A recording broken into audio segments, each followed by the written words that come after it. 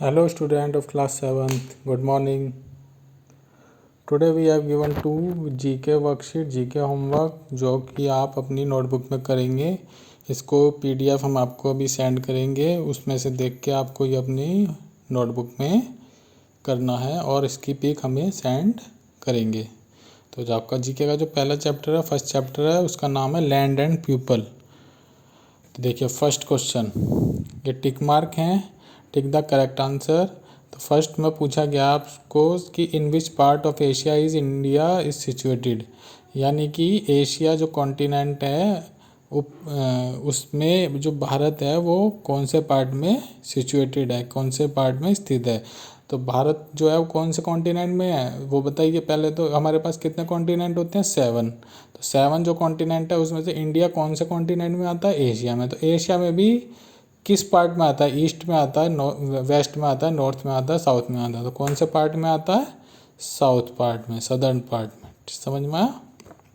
Second question, ये एक famous hill station है, उसका नाम है उदागम मंडलम। क्या नाम है, उदागम मंडलम। ये फेमस हिल स्टेशन है जो नीलगिरी हिल्स पे सिचुएटेड है। अब ये पूछा गया है कि ये कौन से स्टेट में, इंडिया के कौन से स्टेट में स्थित है, सिचुएटेड है, कौन से स्टेट में है। तो सब देखिए नीलगिरी हिल्स से ही पता चल रहा है। नीलगिरी हिल्स कहाँ पर है, तमिलनाडु में है। तो तमिलनाडु में जो है उदयमंडलम फेमस हिल स्टेशन है, वो तमिलनाडु में स्थित है। सिक्स्थ, छोटा Nagpur प्लेटू is famous for its. जो छोटा नागपुर प्लेटू है वो किस लिए फेमस है। तो किस लिए फेमस है, खनिज पदार्थों के लिए, मिनरल वेल्थ के लिए। यानी कि यहाँ पर सबसे ज़्यादा जो खनिज पदार्थ हैं, जैसे आयरन हो गया, आपका कोयला हो गया, और दूसरे खनिज पदार्थ हैं, वो सबसे ज़्यादा इसी छोटा नागपुर के क्षेत्र से मिलते हैं। तो ये किस लिए फेमस है, मिनरल वेल्थ के लिए। और इसमें कॉपर भी बहुत निकलता है छोटा नागपुर प्लेटू से, कॉपर, तांबा का ये, और आपका कोयला, आयरन, ये सारे के सारे जितने भी खनिज पदार्थ हैं सबसे ज़्यादा छोटा नागपुर प्लेटू में मिलते हैं। फोर्थ में आपसे पूछा गया है Kanchenjunga second highest mountain peak of in India is situated in the state of. Kanchenjunga जो भारत की दूसरी सबसे बड़ी चोटी है, दूसरी सबसे बड़ी माउंटेन पीक है, पर्वत की चोटी है कंचनजंगा, वो कौन से स्टेट में स्थित है। तो सबसे पहले तो आपको पता होना चाहिए कि भारत की सबसे ऊंची चोटी कौन सी है। तो कौन सी है, K2 गॉडविन ऑस्टिन, जो इंडिया में की सबसे बड़ी है। और सेकंड नंबर पे कौन सी, कंचनजंगा। और विश्व की कोई पूछेगा आपसे वर्ल्ड की, तो वो कौन सी है, माउंट एवरेस्ट। तो आपसे कोई पूछेगा माउंट एवरेस्ट जो है वो विश्व की सबसे ऊंची है, भारत की सबसे ऊंची K2 गॉडविन ऑस्टिन, और जो कंचनजंगा है वो दूसरी सबसे ऊंची भारत की चोटी है, और विश्व में ये तीसरे नंबर पे आती है। तो ये कहाँ पर स्थित है, कौन से स्टेट में स्थित है इंडिया के, सिक्किम में। कहाँ पर सिचुएटेड है, सिक्किम में। फिफ्थ में आपसे पूछा गया in south Bihar the part of peninsula plateau that lies in the north of Vindhya ranges is called the dash plateau. वो कह रहा है कि साउथ बिहार, बिहार के जो साउथ का जो पार्ट है, साउथ का जो एरिया है, वहाँ पर एक प्लेटू है, उसको क्या कहते हैं, जो विंध्य रेंजेस के नॉर्थ में आता है। नॉर्थ मतलब तो उत्तर में, हाँ, विंध्या रेंजेस के उत्तर में आता है, और बिहार में जो साउथ पार्ट में है, यानी कि दक्षिण के क्षेत्र में है, तो उसको क्या बोलते हैं, मालवा प्लेटू। क्या बोलते हैं, मालवा प्लेटू। सिक्स्थ में the northern plains of India stretch between the Himalayas and the dash.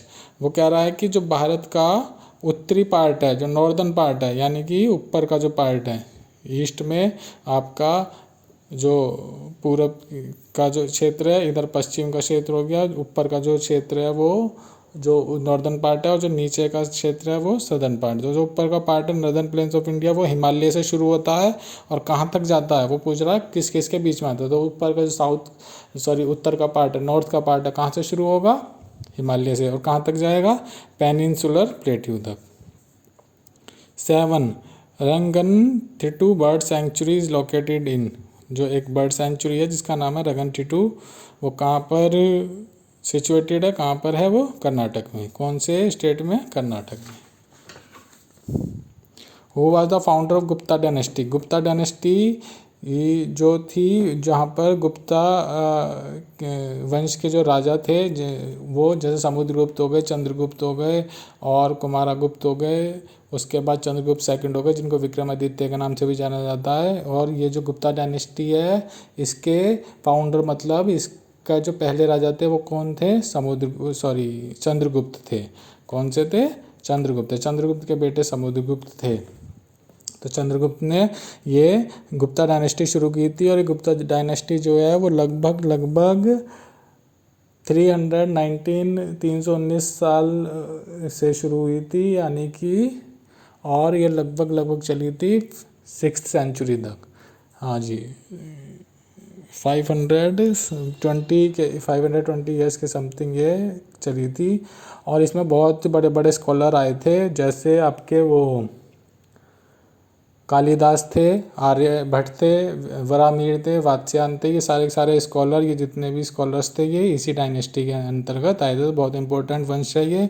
Gupta dynasties का फाउंडर कौन थे? चंद्रगुप्त थे। 9th, Kalinga is the old name of. जो कलिंगा हैं वो कौन से शहर का पुराना नाम है? तो जैसे दिल्ली का पुराना नाम क्या था? इंद्रप्रस्थ। इसी तरह पाटलिपुत्र जो है बिहार का था। इसी तरह कलिंगा कौन से शहर का पुराना नाम था? उड़ीसा का। 10th, who founded Brahmo Samaj to purge the society of all its evil practices. Brahmo Samaj की के खोज किसने की? फाउंडेड ब्रह्म समाज किन्होंने बनाया था? इस समाज ने हमारे हिंदू धर्म में जो बुराइयां थी उनको दूर करने का काम किया था। जैसे सती प्रथा थी और आपका चाइल्ड मैरिज थी, बाल विवाह, इनको हमारे समाज से हटाने के लिए इस ब्रह्म समाज ने बहुत कार्य किया था। और इसके फाउंडर कौन थे? किन्होंने इसको शुरू किया था? वो थे Raja Ram Mohan Roy. 11th, who was the founder of Indian National Congress. Indian National Congress जो है उसके फाउंडर कौन थे? उसको शुरू किसने किया था? तो किन्होंने किया था? ए ह्यूम। इनका पूरा नाम था एलन ऑक्टाविन ह्यूम। तो इन्होंने इसके ये इसके फाउंडर थे। और इसके पहले प्रेसिडेंट कौन बने थे? WC बनर्जी। WC बनर्जी इसके पहले प्रेसिडेंट, लेकिन यहाँ पर हमको फाउंडर पूछा गया तो कौन थे? ए ह्यूम, एलन ऑक्टाविन ह्यूम। तो ये वर्कशीट आपको अपनी कॉपी में करनी है। Thank you, have a nice day.